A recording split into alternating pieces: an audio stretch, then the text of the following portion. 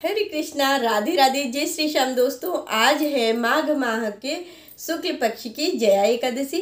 आप सभी दोस्तों को जया एकादशी की बहुत बहुत बहुत सारी बधाइयाँ। अभी लाला की सेवा पूजा मैंने कर ली है। मैं करने जा रही हूँ जया एकादशी व्रत की कथा। तो चलिए 2 मिनट भगवान का ध्यान करेंगे, इसके बाद में कथा शुरू कर लेंगे। बोलो कृष्ण कन्हैया लाल की जय, लक्ष्मी नारायण भगवान की जय। श्रीमन नारायण नारायण नारायण, लक्ष्मी नारायण नारायण नारायण, गोविंद नारायण नारायण नारायण, भजमन नारायण नारायण नारायण। बोलो लक्ष्मी नारायण भगवान की जय, कृष्ण कन्हैया लाल की जय। हाथ में तुलसी दल ले लेंगे। जया एकादशी का महात्म्य। इस व्रत में भगवान विष्णु के केशव नाम की पूजा की जाती है। व्रत करने वाले को भूत प्रेत पिशाच आदि योनि का भय नहीं रहता है और अनेक जन्मों के सभी पाप नष्ट हो जाते हैं। व्रत करने वाले को लोक और परलोक के सभी सुख प्राप्त होते हैं। युधिष्ठिर ने पूछा, भगवान कृपा करके बतलाइए कि शुक्ल पक्ष में कौन सी एकादशी होती है, इसकी विधि क्या है तथा इसमें किस देवता की पूजा अर्चना करनी चाहिए। भगवान श्री कृष्ण बोले, माघ माह के शुक्ल पक्ष में जो एकादशी होती है इसका नाम जया एकादशी है। यह सभी पापों को हरने वाली उत्तम तिथि है। पवित्र होने के साथ ही सभी पापों का नाश करने वाली है तथा मनुष्यों को भोग और मोक्ष प्रदान करती है। इतना ही नहीं, यह ब्रह्म हत्या जैसे पाप तथा पिशाच तत्व का भी विनाश करती है। इसका व्रत करने पर मनुष्यों को कभी प्रेत योनि में नहीं जाना पड़ता है। इसलिए हे राजन, प्रयत्न पूर्वक जया एकादशी का व्रत सभी मनुष्यों को करना चाहिए। हे राजन, मैं एक पौराणिक कथा कहता हूँ, ध्यान से सुनिए। एक समय इंद्र नागलोक में अपनी इच्छा अनुसार अप्सराओं के साथ रमण कर रहे थे। गंधर्व गान कर रहे थे। गंधर्वों में प्रसिद्ध पुष्पवंत तथा उसकी लड़की तथा चित्रसेन की स्त्री मलिन, ये सब थे। उस जगह मलिन का लड़का पुष्पवान और उसका लड़का माल्यवान भी था। उस समय पुष्पवती नामक एक गंधर्व स्त्री माल्यवान को देखकर मोहित हो गई और कामवाण से चलायमान होने लगी।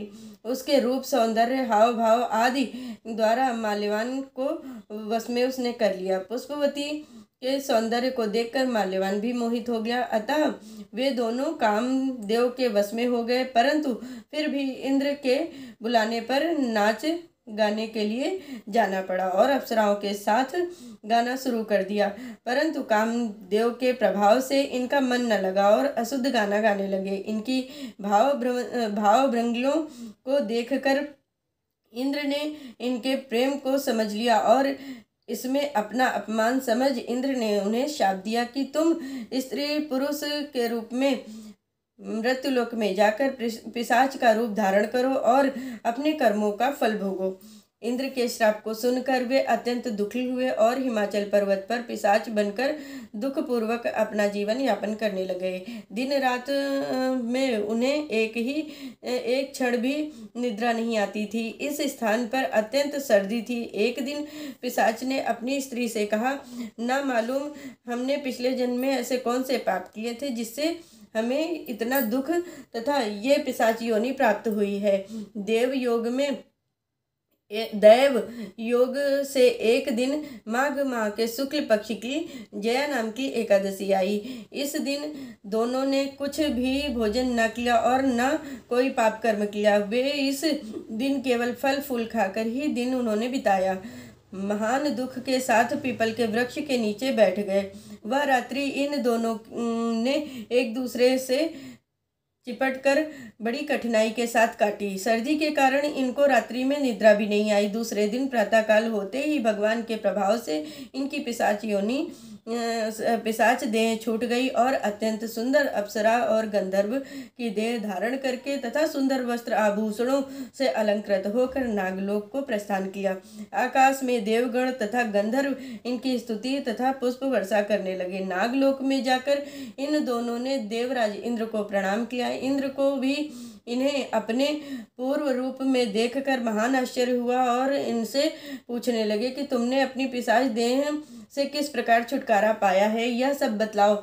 इस पर माल्यवान बोले, हे देवराज इंद्र, भगवान विष्णु के प्रभाव से जया नाम की एकादशी के व्रत के पुण्य से हमारी पिशाच देह छूटी है। इंद्र बोले, हे माल्यवान, एकादशी व्रत करने से तथा विष्णु के प्रभाव से तुम लोग पिशाच की देह छोड़कर पवित्र हो गए हो और हम लोगों के लिए भी वंदनीय हो गए हो, क्योंकि शिव भक्त हम लोगों की वंदना करने योग्य हैं। अतः आप धन्य हैं, धन्य हैं।